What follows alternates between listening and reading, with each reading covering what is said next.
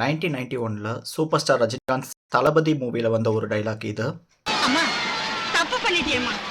ஒரே மகனோட நிறுத்திட்டியே. இன்னும் ஒரு மகனை பெத்திருந்தா 10 ஊரு பழிச்சிருக்குமே அம்மா. இதே டைலாக் 1999ல ஆசையில் ஒரு கடிதம் அப்படிங்கிற படத்துல வரும். பட் அதனோட மீனிங்கும் அதனோட கண்டெக்ஸ்ட்டுமே ரொம்ப வேற மாதிரி இருக்கும். One of the most underappreciated thrillers in Tamil cinema, ஆசையில் ஒரு கடிதம். இந்த படத்துக்கு இதை விட பொருத்தமான, கச்சிதமான, அழகான ஒரு பெயர் கிடையவே கிடையாது. இந்த படத்தை நமக்கு கொடுத்ததுக்கு thanks to the director Selva, music director Deva and lyrics writer Vairamuthu. இந்த படத்தில் ஒரு பாட்டிலில் ஆசிட்னு எழுதி ஒட்டி ஒரு சீன் ஒன்று எடுத்திருப்பாங்க.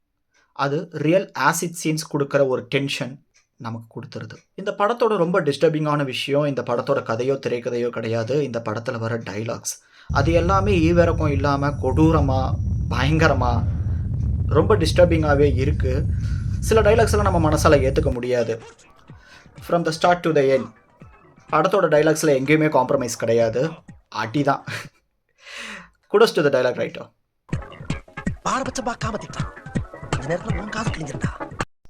இந்த படம் ஒரு தெலுங்கு படத்தோட ரீமேக். மொத்தம் 2 மணி நேரம் ஓடுது. அதில் ½ அன் ஹவர் பாட்டு மட்டுமே ஓடுது. 2 வில்லங்க இருக்காங்க. பட் அதை விடவே பெரிய வில்லன் இந்த படத்துக்கு ஹீரோ ஹீரோயினுடைய டைம், நேரம், விதி. அது ஏன் எப்படிங்கிறத இந்த படம் பார்த்து தெரிஞ்சுக்கோங்க. இந்த படத்தை நீங்கள் பார்க்காட்டி பெரியவங்க யாரையும் இன்க்ளூட் பண்ணாமல் உங்கள் ஏஜ் குரூப்போட பார்க்குறது பெட்டர். சப்போஸ் நீங்கள் இந்த படம் பார்த்துருந்தா உங்களுக்கு இந்த படம் எப்படி இருக்குங்கிறத கமெண்ட்ஸில் சொல்லுங்கள். தேங்க்ஸ் ஃபார் வாட்சிங் பீம் தட் வேர்ல்ட்.